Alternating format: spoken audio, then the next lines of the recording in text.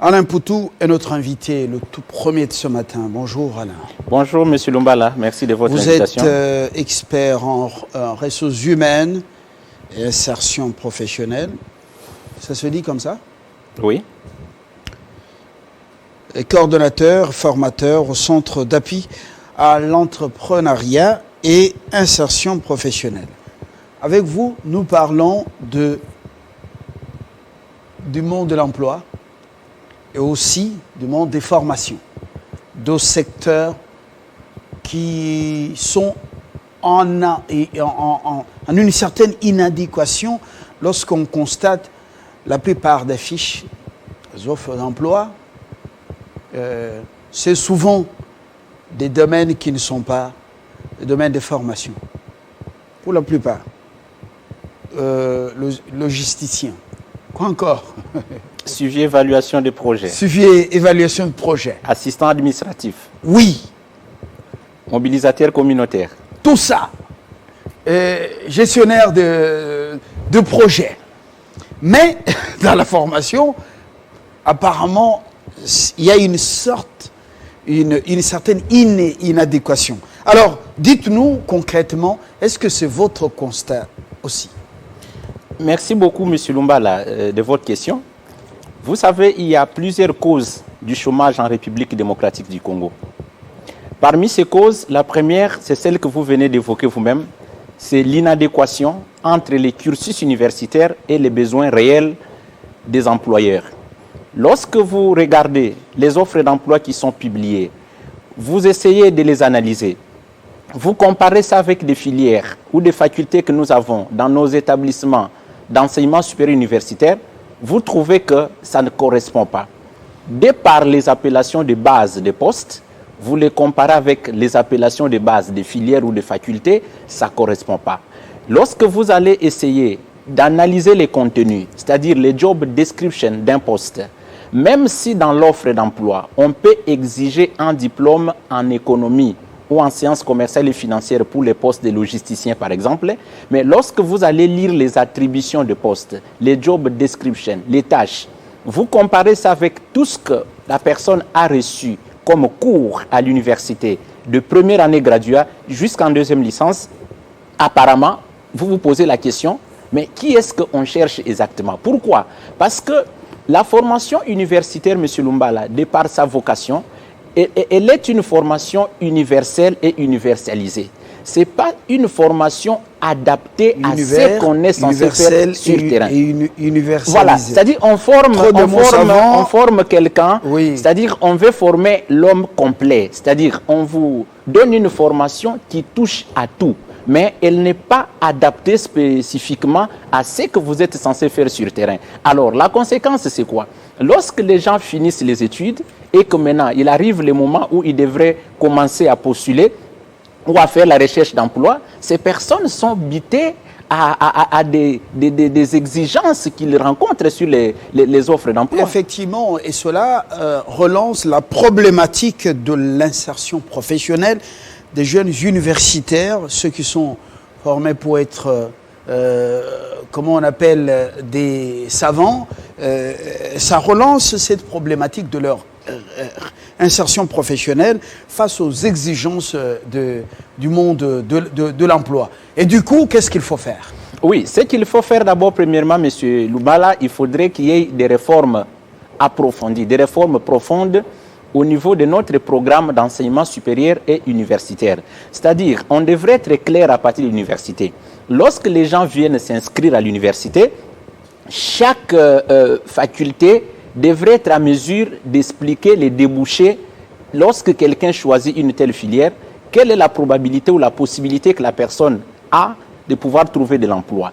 On devra avoir des conseillers en insertion professionnelle dans toutes nos institutions d'enseignement supérieur universitaire. Ces conseillers sont des gens qui connaissent les besoins réels du marché de l'emploi et lorsque les élèves ou les finalistes qui sont des futurs étudiants viennent s'inscrire, on doit être capable de dire à chaque personne qu'une telle filière, voilà ce que ça vous donne comme débouché. Donc, et des filières, un service de guidance. Voilà. Un service d'orientation universitaire. Tout à fait. Mais maintenant, des filières qui ne correspondent pas aux réalités actuelles du marché de l'emploi, ça ne vaut pas la peine de continuer à recruter des étudiants dans ces filières. Parce qu'il y a des filières qui sont adaptées à l'enseignement. Vous voyez, c'est comme une maman qui est venue me voir dans notre cabinet d'accompagnement et me dit, elle est licenciée en littérature africaine. Et il y a de cela 7 ans, elle n'a pas d'emploi. J'ai dit, mais madame, vous avez choisi une filière qui ne vous permet pas de travailler dans un bureau.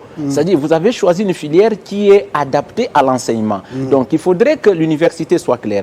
Et puis, de deux, même au niveau de l'université, M. Lumbala, il y a des cours qui n'ont rien à voir avec les métiers qu'il faut élaguer. Parce que vous allez vous rendre compte, quelqu'un est étudiant en comptabilité, mais il a les cours comme mathématiques générales qui est pondération 8.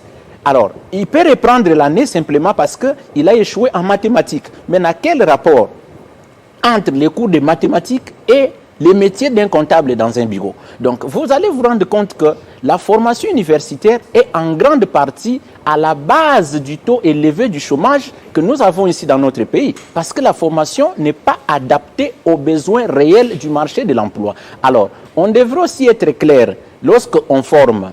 On doit séparer. Il y a des gens qui doivent travailler au bureau d'études et planification. Ces gens sont là pour nous faire des recherches, pour compiler des statistiques, et ils sont quand même, ils doivent être là et continuer à bénéficier de ce système éducatif qui est entouré de plusieurs cours. Donc ça exige une réforme profonde. Profonde, qu'on soit clair. Est-ce qu'on forme des chercheurs ou on forme et des chercheurs et des professionnels? Alors, les contenus ne doivent pas être les mêmes. Lorsqu'on forme un chercheur, c'est tout à fait logique qu'on lui donne tous ces cours que nous avons ici. Mais quelqu'un qui doit travailler comme un comptable, un analyste financier ou un logisticien, un chargé de suivi et évaluation, pourquoi lui donner des cours qui n'ont rien à voir avec les métiers qu'il va faire? Et puis de deux, moi je ne suis pas contre les assistants qui assurent la pratique professionnelle à l'université. Mais est-ce que ces assistants, ils travaillent à des postes en rapport avec les pratiques professionnelles qu'ils assurent à l'université?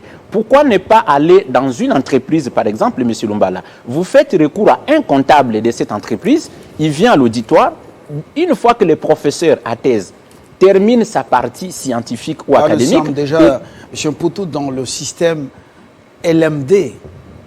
C'est ça, ce sont là les exigences du système LMD. Mais je m'en doute que dans la pratique, c'est ce qui est fait. Les universités, pour la plupart, sont encore dans le système traditionnel. Apparemment, copier des Belges et même ne semble plus être à l'aise dans ça. Alors, vous allez, au lieu de l'assistant qui suit comme le disciple du professeur, vous allez prendre un praticien de ce domaine pour venir parler aux étudiants. Mais effectivement, je vous donne un exemple. J'ai travaillé aux ressources humaines. Ce que j'ai fait au bureau n'a rien à voir avec ce qu'on m'a appris à l'université, ça je vous l'ai dit. Ça n'a aucun rapport. L'université est faite pour la réflexion, mais ce n'est pas pour la profession. Alors, il est important d'associer les scientifiques et les professionnels dans l'animation des cours. Pourquoi? Regarde, M. Lumbala, lorsque vous êtes en face d'une offre d'emploi, la plupart de ces offres exigent à ceux qui postulent de justifier 2 à 5 ans d'expérience professionnelle. Alors que la majorité de ceux qui cherchent de l'emploi sont des gens qui viennent de l'université. Maintenant, quelqu'un qui n'a pas encore travaillé, comment est-ce que la personne peut avoir de l'expérience? Parce que pour avoir l'expérience, il faut travailler. Donc, c'est pour vous dire que l'université est en conflit avec le monde professionnel. Alors, le marché de l'emploi a besoin d'une personne, d'un produit prêt à être utilisé. Mais l'université n'arrive pas à mettre à la disposition de la vie professionnelle des recruteurs les produits que les recruteurs sont censés utiliser. Pourquoi? Parce qu'ils ne se mettent pas autour d'une table pour qu'ensemble, que les recruteurs communiquent leurs besoins à la main-d'œuvre aux universités, que les universités fassent un effort d'adapter leurs programmes aux besoins du marché de l'emploi pour que l'université forme les profils que le marché de l'emploi recherche. Autrement, on va continuer à former des gens qui auront de sérieux problèmes pour leur insertion professionnelle. Le machin de virus ou quoi comme ça, voilà, cette crise sanitaire, bref, nous a imposé une une autre façon de voir les choses. Regardez combien d'emplois supprimés, regardez combien de sociétés enfermées. Et concrètement, au niveau de votre centre, comment procédez-vous pour pouvoir redonner de l'espoir pour les gens qui veulent faire la conversion professionnelle, pour ceux-là qui veulent avoir une expérience et qui veulent donc aiguiser leur talent ou donner valeur ajoutée à leur diplôme. Concrètement, quel discours vous tenez à ces gens? Alors, M. Lumbala, nous sommes un centre d'appui à l'entrepreneuriat et insertion professionnelle.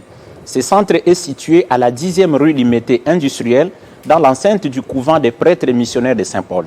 Notre centre a 3 volets d'intervention. Le premier volet, c'est l'appui à l'insertion professionnelle des jeunes universitaires.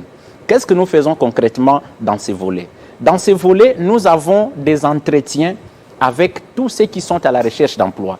C'est pour pouvoir comprendre pourquoi est-ce que la personne n'arrive pas à trouver de l'emploi. Alors, nous avons constaté 2 choses. La première, vous êtes en face d'une personne qui a les profils, mais lui, il ne sait pas comment on se vend sur le marché professionnel, c'est-à-dire les techniques de la recherche d'emploi. La personne ne maîtrise pas ça. Deuxième catégorie, c'est des personnes qui sont des diplômés, ils n'ont pas un profil qui correspond aux besoins du marché de l'emploi. Alors, en ce moment-là, nous leur conseillons d'abord, il faudrait que la personne qui est à la recherche d'emploi, qui veut s'insérer dans la vie professionnelle, puisse d'abord faire la cartographie du marché de l'emploi. Quand je parle de la cartographie, c'est d'abord identifier les offres, les appellations de base des postes qui reviennent de temps en temps dans des offres qui sont publiées. La deuxième étape consiste à analyser. Il ne suffit pas simplement de regarder les diplômes qui est exigé dans l'offre, mais il faut comprendre aussi les attributions du poste, les exigences du poste, tout ce qui est comme profil recherché. La troisième étape, c'est de faire la comparaison entre ce que vous avez trouvé dans l'offre et ce que vous avez fait comme domaine de prédilection ou formation universitaire que vous avez. Maintenant, la quatrième étape consiste à rechercher les profils. C'est-à-dire, vous devez faire soit la conversion. Quand je parle de la conversion, c'est que vous êtes licencié ou gradué en communication. Mais les offres d'emploi que vous trouvez sur le marché, on a besoin des logisticiens, des chargés de suivi et évaluation, des assistants au projet, au programme, des assistants administratifs, assistants financiers. Vous devez maintenant laisser votre diplôme de communication, votre diplôme de droit, votre diplôme en sciences politiques ou en relations internationales pour aller maintenant suivre des formations professionnelles supplémentaires à votre qualification. Alors, nous les aussi mettons dans les programmes de reconversion. La reconversion, c'est quoi? C'est un renforcement des capacités. Je vais donner un exemple. Vous êtes licencié en comptabilité ou licencié en sciences économiques. La comptabilité que vous avez eue à l'université n'a rien à voir avec la comptabilité des ONG internationales. Parce que les ONG ne sont pas des entreprises et ne sont pas soumises à la comptabilité au ADA ou au plan comptable général congolais. Ces ONG ont leur propre comptabilité qu'on appelle comptabilité de justification des fonds ou comptabilité des projets. Cette comptabilité, même moi qui ai fait des études en sciences commerciales et financières, je n'ai pas eu cette comptabilité à l'université. Alors c'est dans la formation en assistant financier et comptable des ONG que vous allez maintenant apprendre cette comptabilité. C'est ce que nous appelons la reconversion, donc un renforcement des capacités.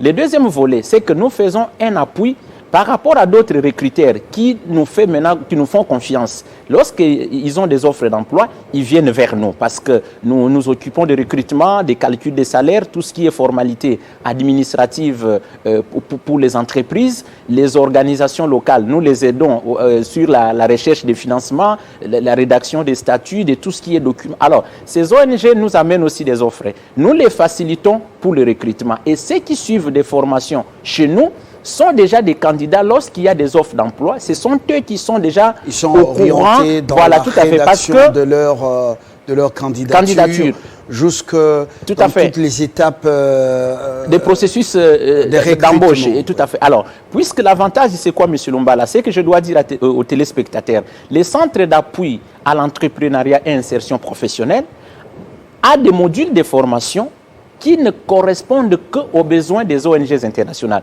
Donc, vous allez voir que les formations qui sont organisées dans notre centre à la 10e rue Limité industrielle sont des formations taillées sur mesure, des formations adaptées au profil.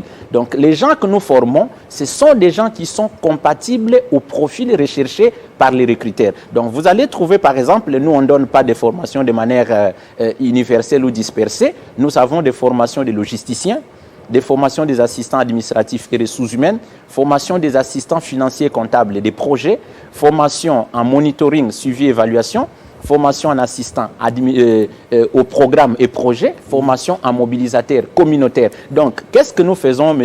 Lumbala? C'est que chaque formateur qui donne formation au centre d'appui à l'entrepreneuriat et insertion professionnelle, dont je suis en même temps le coordonnateur, c'est que chaque formateur vient animer un module en rapport avec les postes qu'il occupe.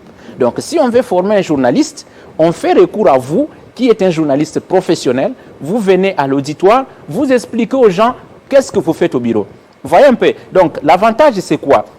C'est de s'écarter un peu à cette philosophie universitaire où on donne aux gens des choses qu'on n'a jamais appliquées soi-même. Donc, vous allez voir quelqu'un qui enseigne la comptabilité à l'université, mais il n'est pas comptable dans une société. Donc, qu'est-ce qu'il enseigne? Il enseigne la science, mais pas la profession. Alors, nous, pour faire le pont entre l'université et le monde professionnel, nous avons mis en place ces cabinets, ces centres d'appui à l'entrepreneuriat et insertion professionnelle. Et déjà le samedi, nous allons organiser un séminaire sur les techniques. Dans la com, hein? Ouais, les techniques. Là, vous êtes déjà dans la com. Non, pas dans la communication. Il faudrait aider les gens à comprendre. Monsieur Lumbala, l'université ne peut pas former quelqu'un pour aller chercher de l'emploi. C'est-à-dire la formation universitaire, elle est bonne à une certaine mesure, à une certaine logique. Mais par rapport aux besoins du marché de l'emploi actuel, la formation universitaire, en tout cas, a démontré sa faiblesse. Excusez-moi de le dire dans ce sens.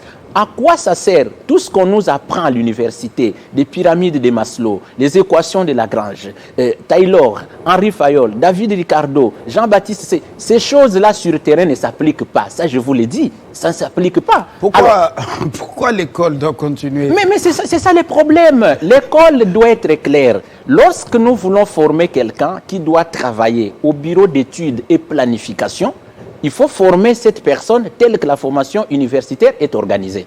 Mais celui qui veut travailler comme un opérationnel, un exécutant, vous devez l'épargner de ce système. Donnez-lui une formation qui correspond à ce qu'il doit faire au bureau. Et c'est comme ça, M. Lumbala. Vous allez voir, à l'université, on nous dit par exemple que non, l'université ne forme pas simplement des chercheurs d'emploi.